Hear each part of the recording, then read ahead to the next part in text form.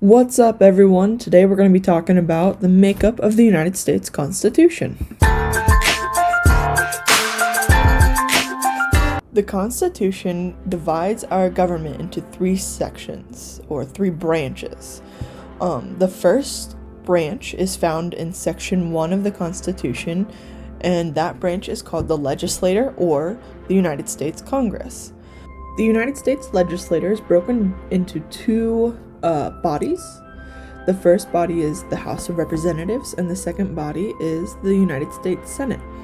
The House of Representatives has 435 members.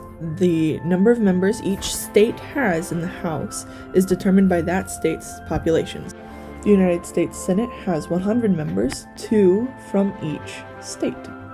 The United States Congress has most of its powers explicitly written out in the United States Constitution. It's the longest section in the Constitution as well.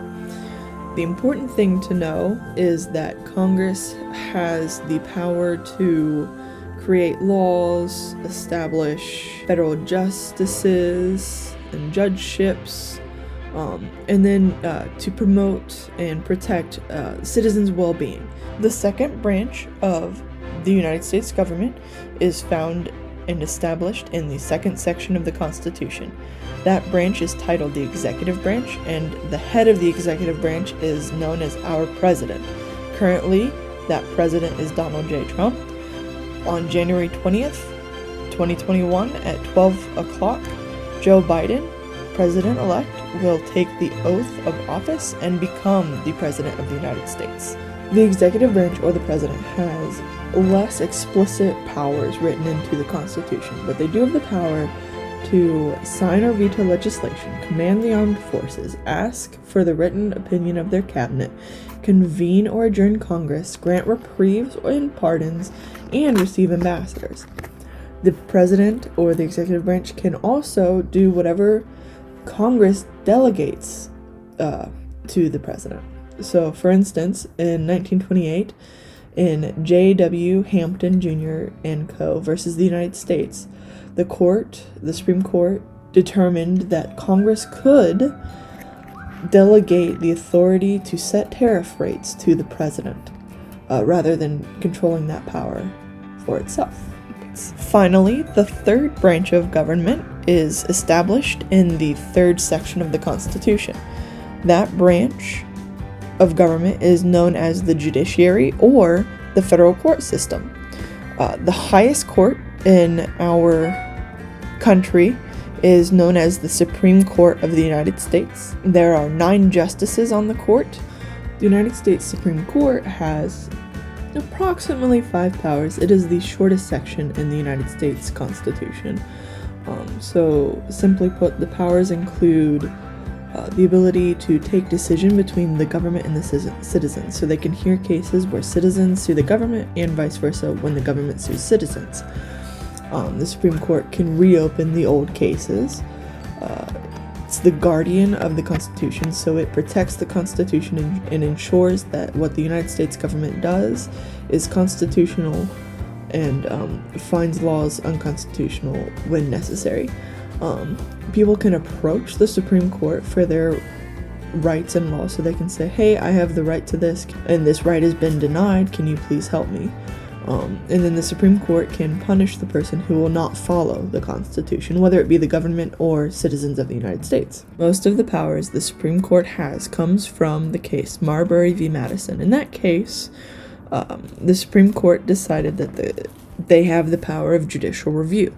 Later on, a few years, in another Supreme Court case, the court decided that that power of judicial review applied also to cases coming from states. The power of judicial review is quite simple. It's literally the power of the court to interpret the law, determine if the law is constitutional, and apply the law in individual cases. So they take a law that either the state or the federal government has, such as a law that allows discrimination in the workplace, and then determines if that law is constitutional in light of Title VII, which is the law that states discrimination in the workplace is not allowed in specific situations, most situations. So there are 7 total sections to the Constitution. We've already reviewed the first 3, the sections that establish the legislature, the executive branch, and the judicial branch of the United States government.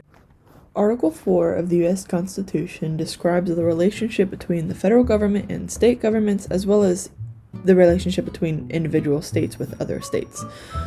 So the important key words in this article are full faith and credit. What this means is that the federal government has to recognize certain things like marriages that occur in specific states, and states have to recognize, keeping with the theme, marriages from one state to another. So if I were to go and get married in Virginia, it would have to be recognized in Ohio and in the United States federal government in general. The other major thing that occurs in Section 4 of the United States Constitution is the ability of Congress to admit new states and recognize new states and territories. Article 5 of the United States Constitution describes how we can amend the Constitution and create new constitutional law. And then Article 6 states that the United States Constitution is the supreme law of the land, which means it's the highest law that we have in the United States. And then Article 7 is the article in which the U.S. Constitution was ratified. So when the Founding Fathers ratified, the people who wrote the Constitution ratified the United States, they voted on it and said this is now the law of the land. Alright guys, thanks for watching. That's all I got. That is a basic rundown of the U.S. Constitution and the powers within it.